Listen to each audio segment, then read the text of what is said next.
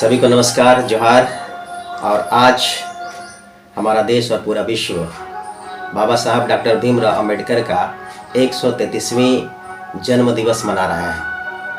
हम खुशनसीब हैं, हमारा देश सौभाग्यशाली है कि बाबा साहब डॉक्टर भीमराव अंबेडकर जैसे विश्व धरोहर, प्रकांड विद्वान, प्रकांड समाज सुधारक, एक जन नेता हमारे देश की धरती पर जन्म लिए।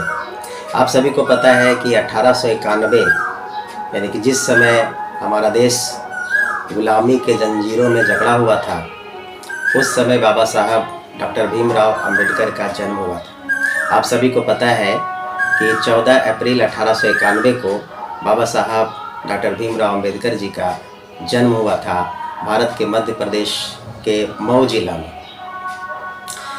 1891 का वह दशक, वह समय जिस समय भारत एक खतरनाक छुआछूत, भेदभाव, संकुचित मानसिकता, कर्मकांड, अंधविश्वास के दौर से गुजर रहा था, उस समय इनकी जन्म हुई। आपको पता है कि हमारे देश 4 प्रकार के वर्ण व्यवस्था लागू है हिंदू धर्म में, और इन चारों वर्णों में सबसे निम्न वर्ण अगर माना जाता है तो वह है आपका शूद्र। शूद्र कुल में जन्म लेना एक तरह से आज भी इस देश में अभिशाप माना जाता है। बहुतों का यह भी मानना है कि निम्न कुल में जन्म लेना उनके पूर्व के जन्मों के किए गए पापों का परिणाम है। जरा सोचिए, आज 21वीं सदी में भी अगर कुछ लोग इस प्रकार के संकुचित मानसिकता से ग्रसित हैं तो 1891 का वह दौर कैसा रहा होगा। एक छुआछूत की समझ लीजिए कि पूरे देश में महामारी फैली हुई थी, और उस दौर में इनको एजुकेशन प्राप्त करना है, स्कूल जाना है, और स्कूल घर से लेकर के स्कूल और स्कूल से लेकर के यूनिवर्सिटी तक का सफ़र कितना विकट रहा होगा, कितना कांटेदार रहा होगा, कितनी तकलीफ दे रही होगी, इसको सोच करके ही हमारे मन में सिहरन उत्पन्न हो जाती है। वह तो शुक्र मनाइए कि तमाम इन झंझावतों को झेलते हुए वे आगे बढ़े और अपनी शिक्षा को पूर्ण किया। बचपन से ही छुआछूत, भेदभाव के मार से वे ग्रसित थे और इसके दर्द को वे समझ चुके थे। आगे जब उन्हें पढ़ लिख करके समाज के प्रति कुछ करने का मौका मिला तो उन्होंने चैन से और आराम की ज़िंदगी को चुनने के जगह पे उन्होंने एक संघर्ष की ज़िंदगी को, एक संघर्ष के रास्ते को चुना। वे चाहते थे कि इस देश में अन्य देशों के जैसा एक समतामूलक समाज की स्थापना हो, जितने भी मानव हैं, मानव के बीच में प्रेम हो, एक दूसरे के साथ छुआछूत ना करें, एक दूसरे के साथ भेदभाव ना करें, सभी को जीने का अधिकार मिले, हक मिले, चाहे महिला हो, चाहे पुरुष हो, चाहे कोई भी वर्ण के लोग हो, आप चाहे क्षत्रिय हैं, चाहे वैश्य हैं, चाहे शूद्र हैं, चाहे आप ब्राह्मण हैं, कोई भी वर्ण के हों, वो सभी का अपना अपना अपने अपने स्थान पर महत्व है और सभी महत्वपूर्ण हैं। वे इसी बात के समर्थक थे कि सभी मानव जाति एक साथ बैठ कर के शिक्षा ग्रहण करें, एक मंच पर रहें और पूरा देश हमारा सुखी रहे, संपन्न रहे, और कम से कम ये भेदभाव जैसे ये जो छुआछूत की महामारी है, उस तरह के झंझावत को हमारा देश ना झेले, उस तरह की परिस्थिति को हमारा देश ना झेले। आपको जानकर खुशी होगी कि बाबा साहब के पास कुल मिलाकर के 32 यानी कि 32 डिग्रियाँ थी, जो कि देश से लेकर के विदेशों में अर्जित की गई हुई थी।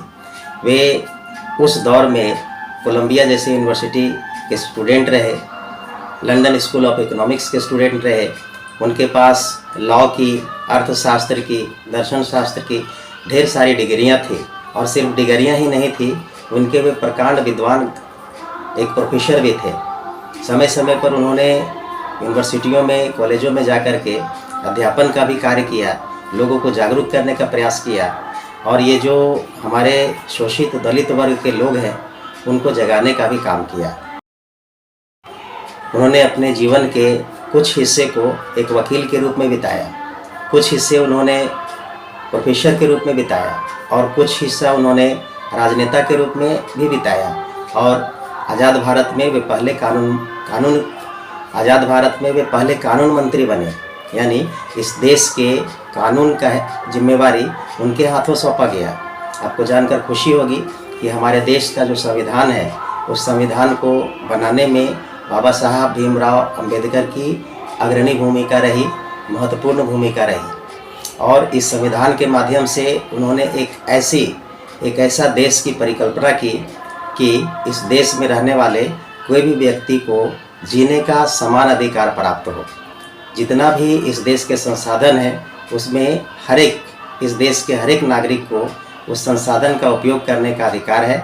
सभी को एक समान भाव से जिंदा रहने का अधिकार है।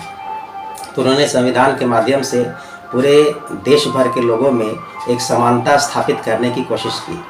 आपको जानकर आश्चर्य होगा कि इतने प्रकांड विद्वान होने के बावजूद भी हमारे देश में बहुत सारे लोग उनको गालियां देते हैं। आप अगर अपने भारत देश की बात करें तो भारत देश के भी बहुत सारे हिस्से में बाबा साहब को गालियां देने वाले भी मिलेंगे और इनका पूजा करने वाले भी मिलेंगे। इसी देश के कुछ स्टेट्स में ऊंची से ऊंची प्रतिमाएं भी बना रहे हैं और इसी देश के कुछ हिस्से में बाबा साहब की मूर्तियों को तोड़ने का भी काम कर रहे हैं। यह बहुत ही घृणित है, बहुत ही निंदनीय काम है। अगर बाबा साहब जैसे शख्सियत को लोग अभी कद्र नहीं करें, उनको इज्जत नहीं करें, तो इससे और घोर विडंबना इस देश के लिए कुछ हो नहीं सकता है। बाबा साहब को समझिए, उनको जानिए, उनके विचारों को समझिए, वे क्या चाहते थे।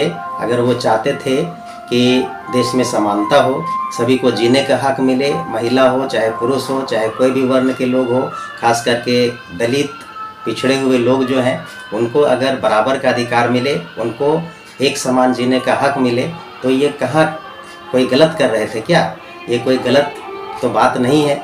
ये हर एक इंसान को और पढ़े लिखे इंसान को सोचने की ज़रूरत है कि भाई हर एक इंसान होता है। उनके बीच में वर्ण के आधार पे या अंधविश्वासों के आधार पे या आप किसी भी कर्मकांड के आधार पे उनके साथ भेदभाव नहीं कर सकते हैं, ठीक है। इनका वे हमेशा विरोधी रहे और कोशिश किए कि सभी को समान रूप से जीने का अधिकार मिले। आपको जानकर खुशी होगी, विश्व के चाहे आप कोलंबिया यूनिवर्सिटी का बात करें या फिर लंदन स्कूल ऑफ इकोनॉमिक्स की बात करें या कोई भी यूनिवर्सिटीज़ की बात करें जहां वे पढ़ाई किए, आज उनके द्वारा लिखी गई किताबों को वहां पढ़ाया जाता है, उनकी पूजा की जाती है, उनके स्टैचू लगाए जाते हैं और हमारे भारत देश में उनको गालियां तक दी जाती है, जो कि काफ़ी निंदनीय है और यह एकदम मूढ़ता का प्रतीक है और यह बहुत ही संकुचित मानसिकता का प्रतीक है। बाबा साहब अम्बेडकर कोई सिर्फ दलितों और शोषितों के मसीहा नहीं थे, वे पूरे देश के लोगों के लिए मसीहा हैं। हर एक व्यक्ति के लिए वो महत्वपूर्ण है। सभी को उनका इज्जत करना चाहिए, सम्मान करना चाहिए। उनके द्वारा दिए गए सुझावों, उनके लिखी गई किताबों को पढ़ना चाहिए और उसे समाज हित में, मानव हित में उसको इम्प्लीमेंट करना चाहिए। आपको जानकर आश्चर्य होगा कि उनकी लाइब्रेरी एक व्यक्तिगत लाइब्रेरी थी, पर्सनल लाइब्रेरी थी, जिसमें कम से कम 50,000 पुस्तकें थी। उन 50,000 पुस्तकों में ढेर सारी पुस्तकें उनके द्वारा लिखी गई थी और बहुत सारी पुस्तकें वे विदेशों से या देश के लिखे हुए विद्वानों के द्वारा लिखे गए उन किताबों का संकलन था, जिसको सिर्फ वे लाइब्रेरी में सजाने का काम नहीं करते थे, उस लाइब्रेरी में रखकर उनका नियमित रूप से अध्ययन भी करते थे और उस पर विचार भी करते थे।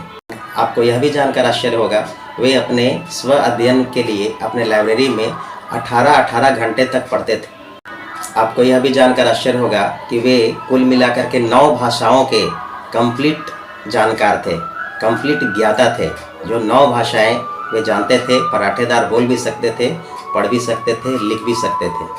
और आज के दौर में जो हमारी जो पीढ़ी है, हमारे जो स्टूडेंट्स हैं, एक भाषा को पढ़ने के लिए पसीने आ जाते हैं, उन्हें घोर मशक्क़त करना पड़ता है। बात अगर इंग्लिश की जाए तो इंग्लिश पढ़ने के लिए कितनी मशक्क़त की जाती है वो आपसे छुपी हुई नहीं है। कुल मिलाकर के आज बाबा साहब की जयंती पर मैं अपने तरफ से उनके चरणों में श्रद्धा सुमन अर्पित करता हूँ। और मैं जितने भी छात्र हैं, जितने भी इस देश के लोग हैं या कहीं के भी लोग हैं, उनसे मैं आग्रह करना चाहता हूँ कि बाबा साहब अम्बेडकर हमारे देश के लिए पूजनीय हैं, पूजनीय थे और हमेशा पूजनीय रहेंगे। उनके आदर्शों को समझने की ज़रूरत है, उनके आदर्शों का अनुसरण करने की ज़रूरत है, उनके विचारों को समझने की ज़रूरत है। हमेशा उनका कदर करें, सम्मान करें। वे पूरे विश्व के सम्मानित व्यक्ति थे। वे ऐसे व्यक्ति थे जो सिर्फ इस धरती पर एक ही बार जन्म लेते हैं, दोबारा जन्म नहीं लेते हैं। तो उनके द्वारा लिखी गई किताबों को पढ़ें, उनके द्वारा दिए गए निर्देशों को समझें और इस देश में एक समतामूलक समाज स्थापित करने में हर एक व्यक्ति अपना महत्वपूर्ण भूमिका निभाए। Thank you. जोहार।